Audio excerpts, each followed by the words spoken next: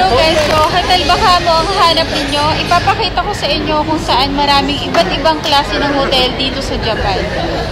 So ang isa sa mga lugar na marerekomenda ko sa inyo na maraming hotel ay lugar ng Shinjuku pa din. So makikita nyo napakaraming hotel talaga dito. So tara, samahan nyo ako at ipapakita ko sa inyo yung iba't ibang klase ng hotel. Pero syempre hindi tayo papasok, sa labas lang. Bibigyan ko lang kayo ng ilang mga idea ng mga klase ng hotel na pwede nyong pag-stayan na malapit sa Godzilla Head. Kasi isa to sa mga dinadayo dito sa Japan, yung Godzilla Head dito sa Shinjuku. Yan, ang isa sa mga hotel na malapit dito sa Godzilla Head ang APA Hotel. At marami pang iba. So, tara, dayuhin pa natin yung ibang mga iba't ibang klase ng mga hotel dito sa Shinjuku. Diba? Makikita nyo, ang dami pa rin tao kahit gabing-gabi na.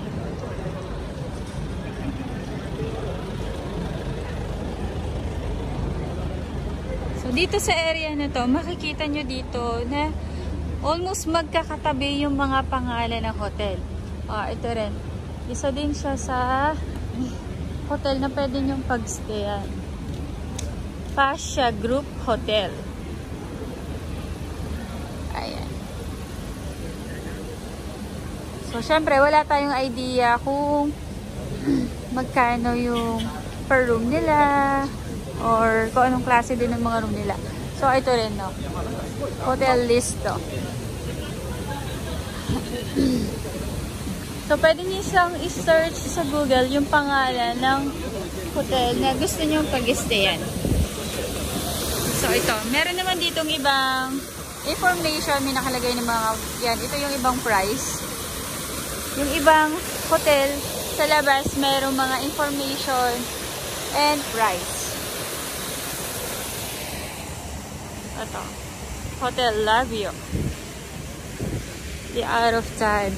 So, ito. Tulad nitong Hotel Lavio, meron din siyang price.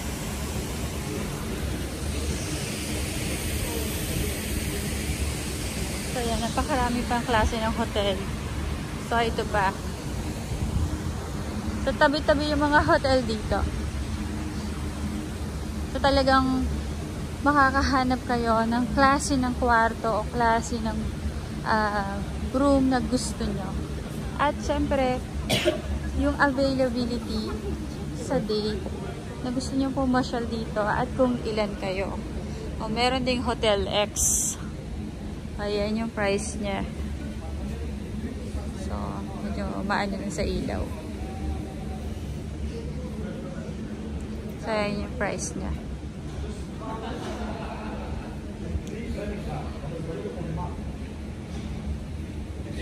Ayan. Ito rin, Hotel Allen. So, may price din siya dito.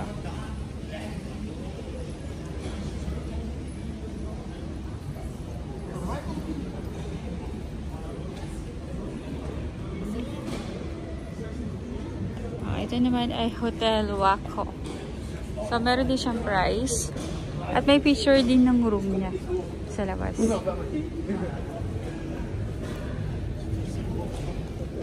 So, ayan, diba? Nakikita nyo, napakaraming hotel dito. Sa tabi lang ng Godzilla Head.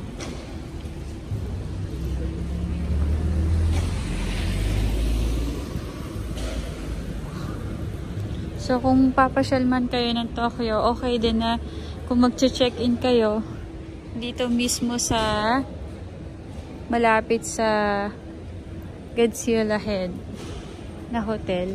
Kasi bukod sa malapit siya sa mga kainan, malapit din siya sa pamilihan ng mga pampasalubong. Ayan, so makikita nyo yung iba't ibang price. Ayan, Hotel Pal. So, iba-iba talaga.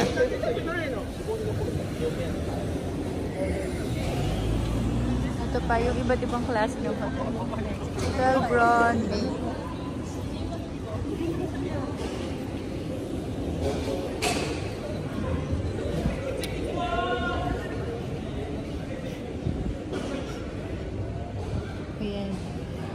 So, konti na yung mga tao dito sa area na to kasi puro siya mga hotel.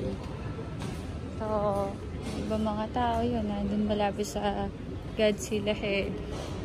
Kasi doon maraming mga kainan, inuman. Yun, maraming happy-happy. Lamod Hotel. Parang, ayan o, ito pa.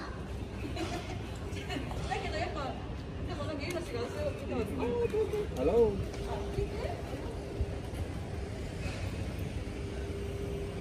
Ayan pa oh. Hotel. So yun, nakita nyo kanina. So may mga tao na basta-basta babati sa'yo. Na kahit hindi mo naman kilala talaga. So ayan, binibigyan ko lang kayo ng idea kung ano-ano yung mga hotel na pwede nyo pag-stayan. At dahil medyo gabi na, so goodbye and good night. So babalik na ako dun sa hotel na pinag-stayan namin. Bye! Yun guys, so napakita ko na sa inyo yung iba't ibang klase ng hotel at napakarami pang klase ng hotel dito sa Shinjuku. Sa may bandang likuran lang to ng Godzilla Head. So, thank you guys for watching. Please subscribe. See you on my next video.